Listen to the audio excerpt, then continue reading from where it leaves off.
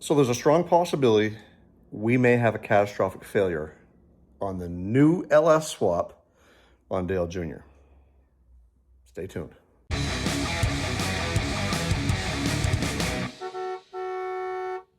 So a week and a half ago, I was taking Dale Jr. out for a data log drive so I can send that information to the guy that's going to tune it for me, Alex Walker from Walker Tune.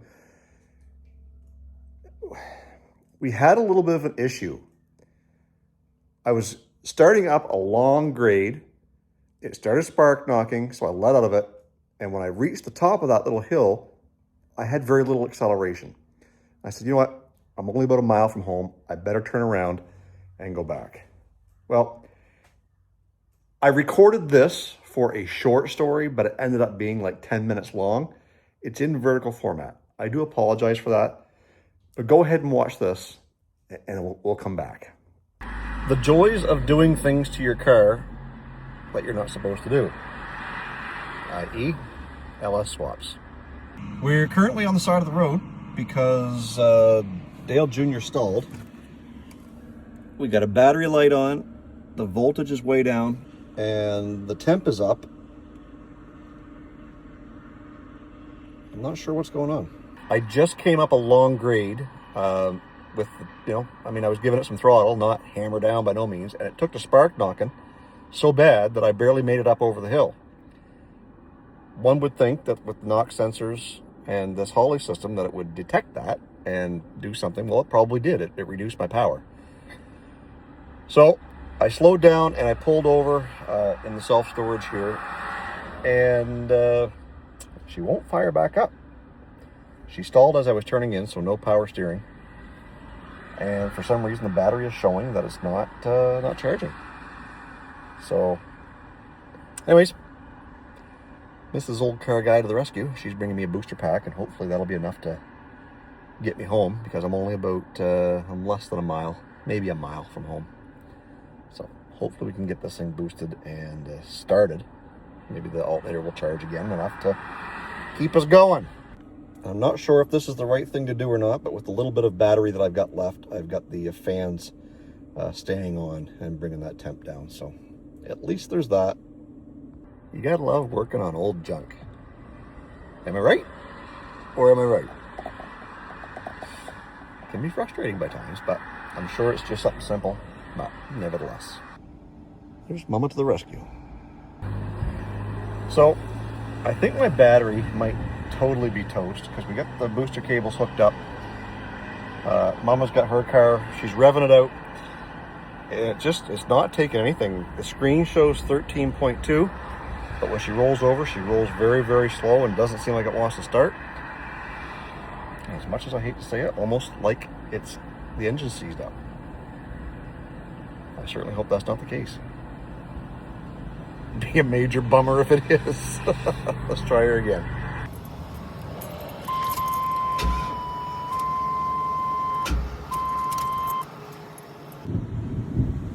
And on top of it all, we got some storms rolling through again.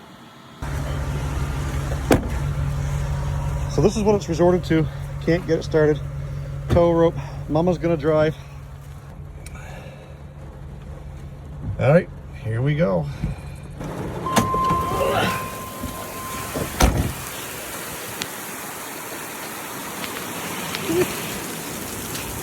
Whew. Well, that's as far as we got. We only broke the rope once.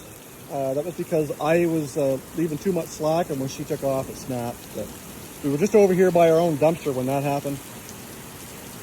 I want to say we beat the rain, but we totally didn't beat the rain. So we'll wait for the storm to pass before we deal with this any further. And at least it's in our yard. And it didn't cost me a tow bill.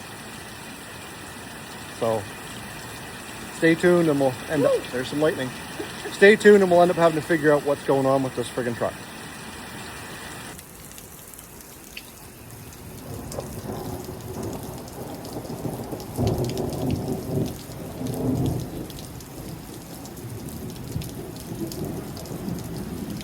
All right, so it's been about an hour. The skies have not necessarily cleared off, but it stopped raining. We got a battery hooked up. We're going to try and boost this thing one more time. See if it spins over any better than it did before.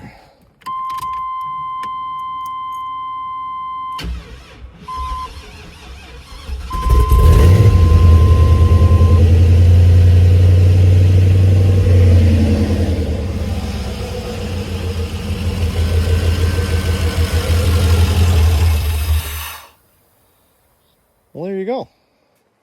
So it does start and does run again, but it very quickly dies.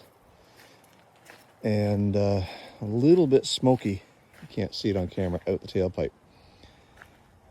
It smells a little bit gassy. Now, in conversations with my buddy Ryan, I thought, well, I wonder if maybe I had a stuck injector and it hydrolocked. Kind of makes sense, I guess, but let's crank her over, see if she starts again.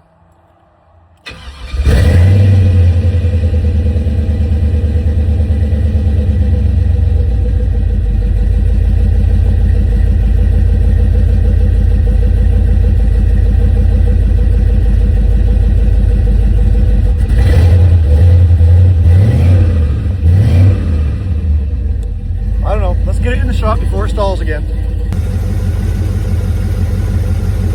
She started right up after it sat for about an hour, or however long it's been. All right, clearly it's in the shop. Let's get the battery on charge, and we're gonna have to dive into this thing, find out what's going on, see if we got maybe a stuck injector, something like that. It is running very rich. It kind of was before, but I'm not sure if that was because it's rich or if it's actually dumping fuel through it. So anyways, something to figure out down the road. So I think we're slowly getting to the bottom of what's going on with this LS engine. I pulled the oil.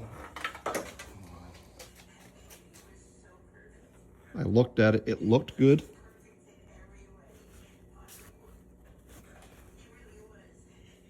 Until I wiped the stick. So here sits Dale Jr., where it's been for the last week and a half. I haven't even so much as hardly looked at it. I've been so discouraged, and I didn't even want to look at it. Got the battery charged up, pretty certain I could reach in there right now and it would start. But before we do that, I want to pull the oil filter, cut it open, make sure there's nothing in the oil, because if there is, that will prove that we've got a catastrophic failure, like a bearing, maybe it seized up. I'm hoping maybe it was just a starter thing, overheated and wouldn't start back. I don't know. You guys heard it when it was cranking. Anyways, let's get this thing jacked up, get the oil filter off. We'll cut it open, see where we go from here. All right, so with our filter loosened up, we are just going to let that roll, and already it looks, well, it looks fairly transparent still. Let's see if I can switch hands.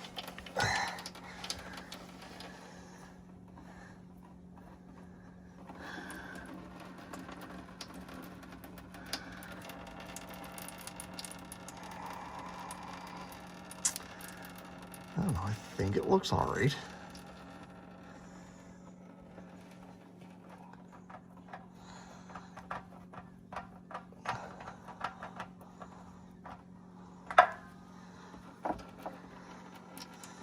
I mean, it just looks like, well, I don't know, maybe not.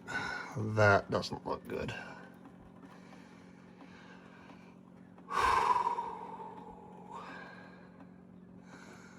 Let's get her up top, cut her open.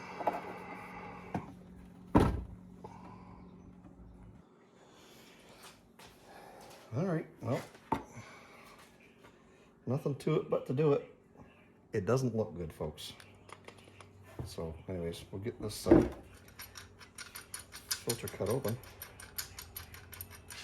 and see what it looks like on the inside.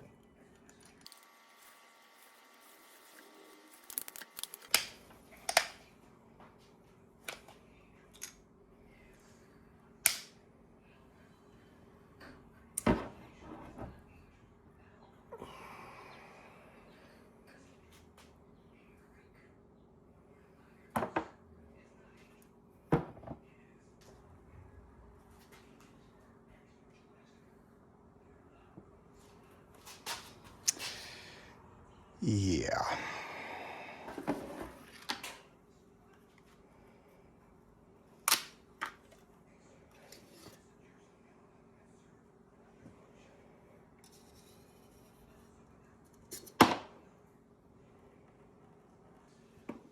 Let's get you guys in here a little closer. Well, as you guys can see, the glitter is just falling out of that filter. You can see on the top, it's just like there's chunks.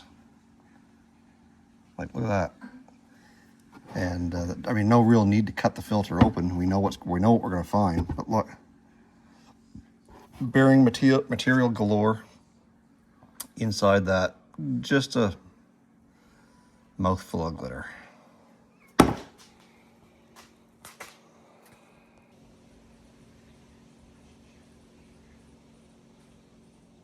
That friggin' sucks. A lot of work goes into doing this. A lot of money. And there was a lot of excitement when we got this thing started for that first time. All to know that I've got to pull the engine out at this point. And luckily I've got another one, but I got to do that job twice, pull it out of the van, change a lot of good parts over to it. It's the chance you take with a Facebook marketplace buy. This thing worked so good, it sounded good, it wasn't hammering, it was quiet. But talk about taking the wind out of your sails. I don't even know what to friggin' say right now. I mean, I can be pissed, but at who?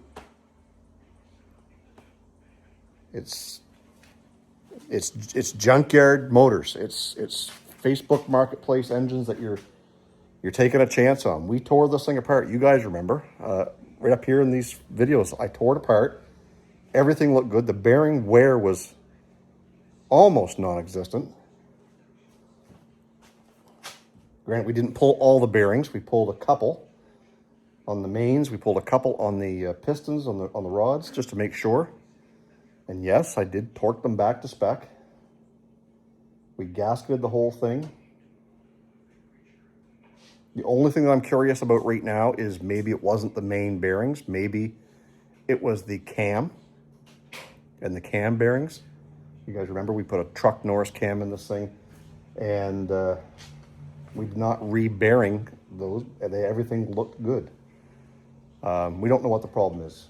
We are going to have to tear it down at some point, but that sucks because, man, I had all kinds of plans to take this thing on some trips this summer. We were hoping to get to Cape Breton for a big car show down there. In the back of my mind, I was thinking I'd like to go to Syracuse, New York, but just couldn't plan that in time. So I guess it looks like we've got another LS engine to drop into this thing.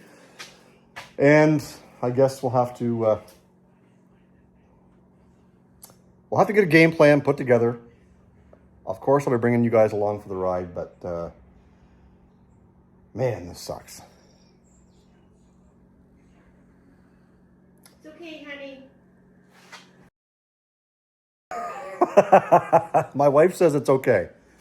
And thank God for supportive wives, because if it wasn't for her,